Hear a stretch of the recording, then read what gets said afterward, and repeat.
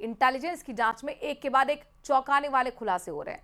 4 दिन की police remand में पूछताछ के दौरान यह तथ्य भी उजागर हुआ है कि ऑपरेशन सिंदूर के समय हनीफ केवल सामान्य तस्वीरें नहीं भेज रहा था, वो सेना की मूवमेंट, रसद मार्ग, स्टॉपेज, उच्च अधिकारियों के आवास, रहने के ठिकाने और अन्य सामरिक महत्व के लोकेशन नियमित रूप से विदेशी नंबरों पर भेज रहा था। अदालत में पेशगी के बाद अनुसंधान अधिकारी विनोद भीड़ा ने बताया कि रिमांड के दौरान मिली जानकारी के आधार पर ही आगे की जांच की जाएगी और तार जोड़कर बड़ी तस्वीर सामने आएगी। इस कारण अदालत ने भी पूछताछ पूरी होने के बावजूद आरोपी को वापस न्यायिक अभिरक्षा में ही भेज दिया है।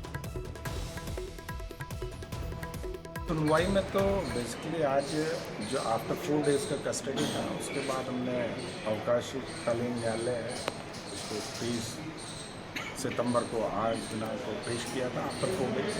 उसमें जैसी हमें फर्दर इन्वेस्टिगेशन के लिए पुलिस कस्टडी की नीड नहीं थी, that's why go for judicial custody.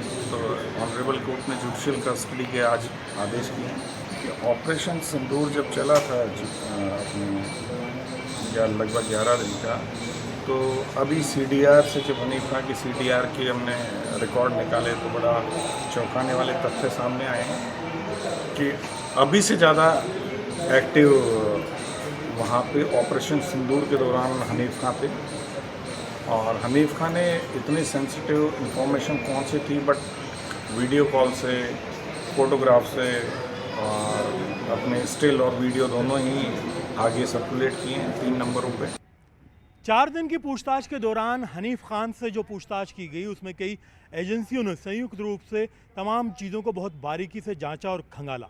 CDR में जो खुलासे हुए हैं उससे पता चला है कि हनीफ खान लगातार ऑपरेशन सिंदूर के दौरान भारत से वीडियो कॉल कर रहा था। यहाँ से फ़ोटो और वीडियोस पाकिस्तान में ISI की जो उनके हैंडलर हैं उन्हें भेज रहा था। वो कई सामरिक महत्व की जानकारी भी लगातार साझा कर रहे थे, जिसमें ये बताया जा रहा था कि सेना के रूट्स कौन से हैं, कहाँ पर आर्मी अफसर गुजरते हैं, कहाँ ठहरते हैं, राशन का स्टोरेज कहाँ पर है, राशन की आपूर्ति कहाँ कहाँ से की जाती है। इन तमाम चीज़ों की जानकारी लेकर के कहीं ना कहीं युद्ध के मैदान में बढ़त लेने की कोशिश की जा रही होगी। फ़िलहाल हनीफ खान को जितनी भी पूछताछ करनी थी अभी के लिए वो कर ली गई है। मौजूदा इनपुट के बाद में तमाम चीज़ों को तार से तार जोड़ करके आगे तक देखा जाएगा कि कहाँ किस चीज़ का किससे क्या लिंक निकल रहा है। फ़िलहाल के लिए अदालत ने हनीफ खान को न्यायिक अभिरक्षा में भेज दिया है। आने वाले वक्त में अगर फिर से ज़रूरत पड़ेगी तो पूछताछ के लिए उसे फिर से रिमांड पर लिया जाएगा और इस पूरे घटनाक्रम में देखा जाएगा ये जो ऑपरेशन सिंदूर के दौरान हनीफ खान के द्वारा पाकिस्तान के लिए जासूसी के आरोप लगे हैं उनमें कितनी सच्चाई है और इसके तार कहाँ कहाँ किस किस से जुड़े हुए हैं। कैमरा पर्सन दिलीप चेची के साथ में अरबाज अहमद, न्यूज़ 18 के लिए जयपुर से। अगर आपके घर भी छोटे छोटे बच्चे हैं तो ये खबर आपके लिए मस्ट वॉच है, यानी कि ये खबर आपको जरूर देखनी चाहिए। दरअसल खांसी की दवाई से बच्चों के बीमार होने का आंकड़ा बढ़ता ही जा रहा है। हालांकि प्रदेश सरकार ने जांच होने तक दवाई पर रोक लगा दी है, लेकिन भरतपुर के बाद जयपुर और सीकर से भी डरा देने वाली तस्वीर सामने आई है। दावा किया जा रहा है कि सीकर में खांसी की दवाई पीने के बाद बच्चे की तबीयत खराब हुई और फिर उसने दम तोड़ दिया। तो वहीं बांसवाड़ा में पिछले 14 दिन में 8 बच्चे ओवरडोज जैसे लक्षणों के साथ महात्मा गांधी अस्पताल में भर्ती हुए हैं।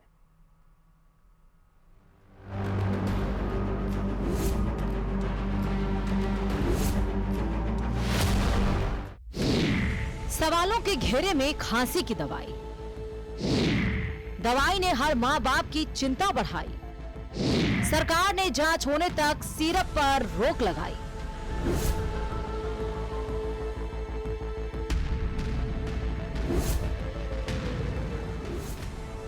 डेक्स्ट्रोमेथॉर्फन हाइड्रोब्रोमाइड सिरप अब जानलेवा बन गई है। अगर ऐसा कहा जाए तो गलत नहीं होगा। भरतपुर के बाद जयपुर और सीकर से भी डरा देने वाली तस्वीर सामने आई है। बात सबसे पहले जयपुर की, जहां 2 साल की बच्ची यशस्वी कई घंटे ICU में रहने के बाद होश में आई। मां का दावा है कि उसने सरकारी अस्पताल के डॉक्टर की सलाह पर बच्ची को डेक्स्ट्रोमेथॉर्फन हाइड्रोब्रोमाइड सिरप पिलाई थी। खांसी हो रही थी और जुकाम हो रही थी और बुखार, तो मैंने बुखार और जुकाम और खांसी की दवाई देके इसको सुला दिया। सुलाने के बाद मैं 3 या 4 बजे के बीच में इसको उठाती हूँ।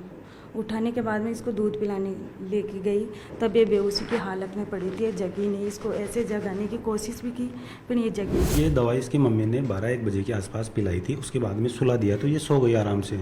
तो फिर बाद में 3-4 बजे इसको दूध पिलाने के लिए जैसे जाके उठाने की कोशिश की तो ये उठी नहीं।